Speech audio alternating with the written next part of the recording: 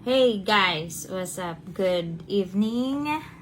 And today mag-unboxing tayo ng iPhone 15 Pro Max 256. May background noise. 256 ano nga to?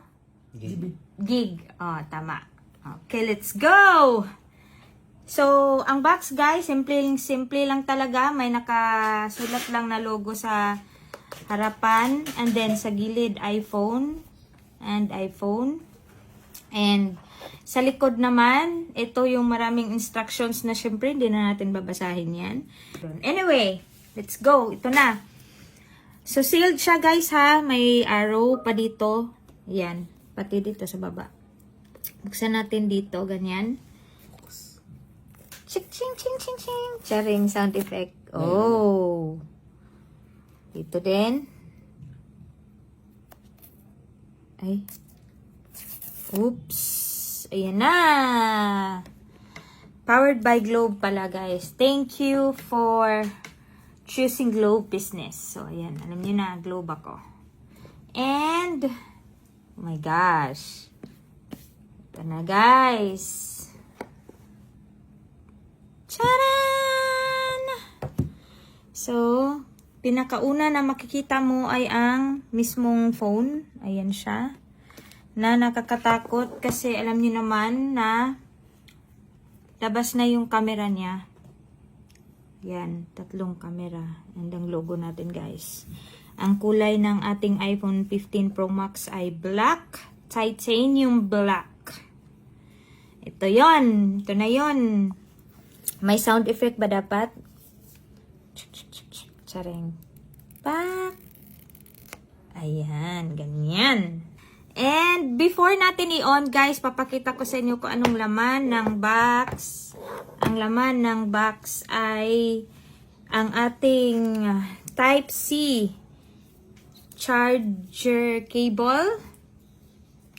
And anong bang mayroon dito? Wait lang, tingnan muna natin. So ito, ang meron dito ay yung logo. Hindi ko talaga alam guys kung para saan to siya pwedeng ilagay. But yung logo ng iPhone. And of course, yung warranty. Warranty ba to? Or guide? Whatever. Oo. Yan. And yung para sa pin ng SIM card or I'm not sure. SIM ejector. Yun pala yun. So, other than that, wala na guys. Ito lang talaga yung laman. So, as you can see, walang charger na, we only have the cable, walang headset. Alam niyo naman sa iPhone, ganyan talaga siya guys. And if you need, of course, you need one.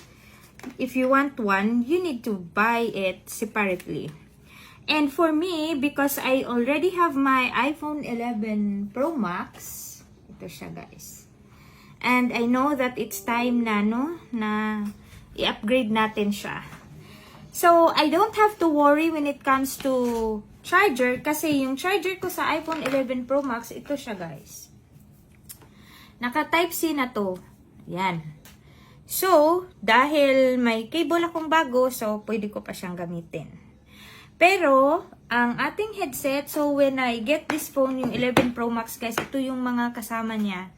So, I have a headset, I have a charger, ganyan. At this time, wala na tayong ganyan, and hindi na siya mag-work kasi iba na yung kable niya, of course. Type-C na tayo di ba? So, for iPhone 15, ayan, Type-C yan. Ayan. You need to buy one talaga. So, anyway, at least magagamit ko pa to for my charger. And, okay, let's on. Nasaan ba yung on dito? Ito nga yun. Sige. Long press ba to? Ooh! Maririnig ba natin si hello? Wala pa. Ayun na. Hello! Ako lang yun guys. Wala namang nagsalita Oh, ito pala yun. Patingin. Ito. So, swipe up. Ayun. Wow. Ayan guys, slightly, ano na ako slightly setting up. I'm trying to look for the Philippines. There you go, Philippines. This is the appearance. Ang default, may medium, may large. It's up to you kung anong gusto mo. Yan. But default lang muna tayo. Continue. I have my existing device, so I will be using that and transferring data, but I know na it would take time, lalo na kasi marami akong data, pictures, videos, and all that files. So, hanggang dito muna yung unboxing journey ko, and I'll keep you guys updated pag nakabili na ako ng casing and mga protectors, screen and camera lens protectors. Bye! iPhone 15 Pro Max! So, ayun guys, binilihan ko na ng camera lens protector and screen protector yung bago kong phone.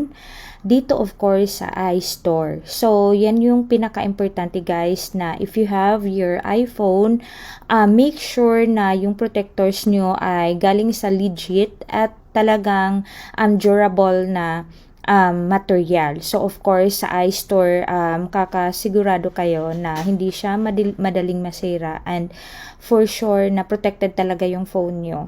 So, at this time, ayan, binivideohan ko si ate na naglalagay nung screen protector ko.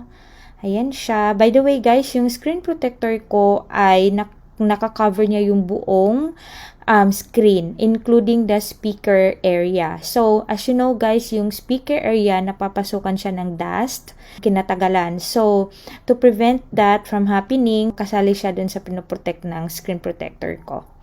So, ngayon naman is yung tatlong camera lens. So, this is very important na talagang ma-protect din siya. Kasi, pag nagasgas yan or na-damage man yan, talaga magkakaroon ng effect sa pictures, sa videos nyo. At malaki pa yung gagastusin nyo pag pina-repair nyo yan.